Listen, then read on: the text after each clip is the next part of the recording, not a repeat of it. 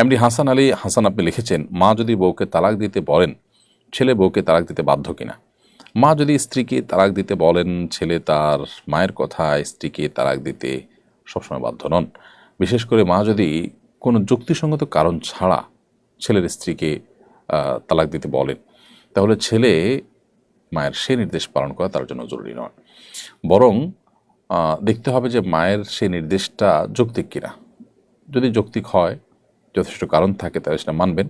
আর যদি মনে হয় যে অযৌক্তিক বা অন্যায়, অনেক সময় ছেলের বউর প্রতি তার কোনো বিশেষ কারণে অপছন্দ বা ভালো না লাগা রয়েছে, এরকম কোনো ব্যাপার স্যাপার থাকলে সেক্ষেত্রে আপনার জন্য মায়ের সে নির্দেশ পালন করা জরুরি না। মা বাবার সব নির্দেশ পালন করা জরুরি, কিন্তু যে নির্দেশ পালন করতে গিয়ে কোনো অন্যায় করতে হবে, আপনাকে কারোর প্রতি অবিচার করতে হবে, সেটি পালন করা কিন্তু আপনার জন্য জরুরি বা আবশ্যক নয়, বরং সেটি অমান্য করা আবশ্যক। কারণ আল্লাহর অবাধ্য হয়ে কারোর প্রতি জুলুম করে মা বাবার আনুগত্য করতে আমাদেরকে কিন্তু বলা হয়। মা বাবার আনুগত্য আমরা করবো, কিন্তু মা বাবা কাউকে খুন করতে বলে যেরকম খুন করবো না, ঠিক এভাবে স্ত্রী যদি নিরপরাধ হয় তাহলে তাকে তালাক দিতে বললে আমরা তালাক দেবো না। তবে যদি মা বাবা যৌক্তিক কোনো কারণে সেটি বলেন, তাহলে অবশ্যই সেটিকে মানতে হবে সন্তান হিসেবে আমাদের।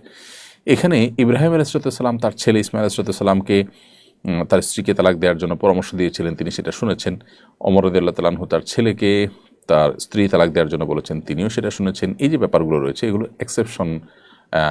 এক্সেপশন ছিল। কারণ হলো তারা ইব্রাহিম ইসলাম নবী হিসাবে এবং ওমর রাদিয়াল্লাহু তাআলা আনহু আল্লাহ নবী সাল্লাল্লাহু আলাইহি সাল্লামের খলিফা হিসাবে তাদের যে দূরদর্শিতা ছিল, তাদের যে বিবেচনা ছিল, সেটা অবশ্যই অন্যায়ের ঊর্ধ্বে। অর্থাৎ তারা অন্যায় বা জুলুম বশত কোনো নির্দেশ করে থাকবেন, এটি হতে পারে না বা এটির সম্ভাবনা নেই। বিশেষ করে নবীর ক্ষেত্রে তো এটা মোটেই নেই। তো সেই জায়গা থেকে তাদের নির্দেশটা সম্পূর্ণ ভিন্ন। এখন আপনার আমার মা বাবা, আমরা যারা আছি, আমরা কিন্তু তাদের মতো নই, যার কারণে আমাদের ভালো মন্দ বিবেচনা করে তারপরে সেটিকে আমলে নিতে হবে। গরুচোর সন্দেহে নড়াইলে 3 জনকে পিটিয়ে হত্যা করা হয়েছে, আইন নিজের হাতে তুলে নেওয়ার ব্যাপারে শরীরের বিধান কি? খুবই দুঃখজনক, এটি আমাদের দেশে মব জাস্টিস দাঁড় করানো বা আপনার কি বলে এটাকে মানুষকে বিচার করার দায়িত্ব নিজের হাতে তুলে নেওয়া, এটা খুবই জঘন্য একটি বিষয়। নবী করিম সাল্লাল্লাহু আলাইহি সাল্লামের জীবদ্দশায় দেখুন, 1450 বছর আগের পৃথিবীতেও সাহাবা ইকরাম যখন এরকম কোনো পরিস্থিতি হতো যে তাদের মনে হতো একজন মানুষ অপরাধী, তাকে শাস্তি দেওয়া দরকার, তার নবীজি সাল্লাল্লাহু আলাইহি সাল্লামকে জিজ্ঞাসা করতেন, কারণ তিনি বিচারকের ভূমিকায় ছিলেন। অথবা একজন বিচারক হিসাবে, শাসক হিসাবে তাকে জিজ্ঞাসা করতেন, হে আল্লাহর রাসূল, অমুকের গর্দানকে আমি উড়িয়ে দিব, অর্থাৎ সে যে অপরাধ করেছে তার তো মৃত্যুদণ্ড হওয়ার কথা, আমি কি করবো কিনা? নবী সাল্লাল্লাহু আলাইহি সাল্লাম এই যে পারমিশন নিতেন এবং তার জন্য অপেক্ষা করতেন, এখান থেকে বোঝা গেল কাউকে অপরাধী মনে হলেই তাকে শাস্তির মুখোমুখি করে ফেলা বা বিচার নিজে নিজে করে ফেলা, এটার সুযোগ ইসলাম কিন্তু আমাদের জন্য রাখেনি। এজন্য কোনো ব্যক্তিকে চোর সন্দেহ হলো, খারাপ কোনো সন্দেহ হলো, আর আপনি তাকে পেটাতে শুরু করলেন এবং পেটাতে হত্যা করে ফেলেছেন, খুবই জঘন্য অপরাধ। যারা এই কাজ করেছেন, আইন নিজের হাতে তুলে নিয়ে তারা অপরাধী হয়েছেন। ইসলাম শরীয়তের দৃষ্টিকোণ থেকেই তারা জঘন্য অপরাধ করেছেন, মানুষ খুনের অপরাধী হয়েছেন তারা। একজন মানুষ যদি অপরাধী হয়ও, তাকে যথাযথ আইনের আওতায় আপনি আনবেন। আমাদের দেশের সমস্যা হলো যে বিচারহীনতার যে সংস্কৃতি আছে, এই সংস্কৃতির কারণে সাধারণ মানুষের আস্থা কমে গেছে আইন এবং বিচারের প্রতি।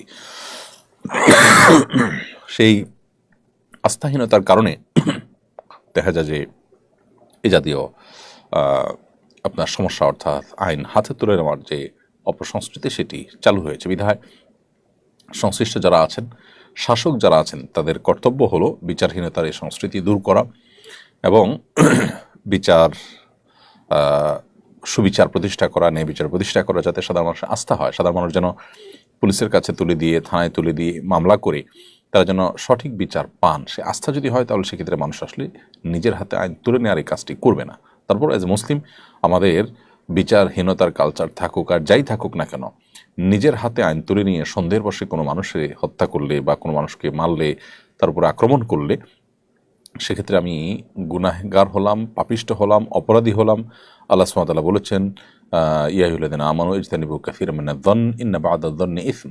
হে ইমানদারগণ, তোমরা অনেক ধারণা করা থেকে বেঁচে থাকবে, কারণ কিছু কিছু ধারণা, অর্থাৎ কারোর প্রতি কোনো প্রমাণ ছাড়া তুমি মন্দ ধারণা করলে এই ধারণা কিন্তু অপরাধ। বিধায় ধারণা করাটা যেখানে অপরাধ, সেখানে ধারণা করে একজন মানুষকে চোর, ডাকাত বা খারাপ সাব্যস্ত করে তাকে মারধর করা তো ডাবল অপরাধ হবে।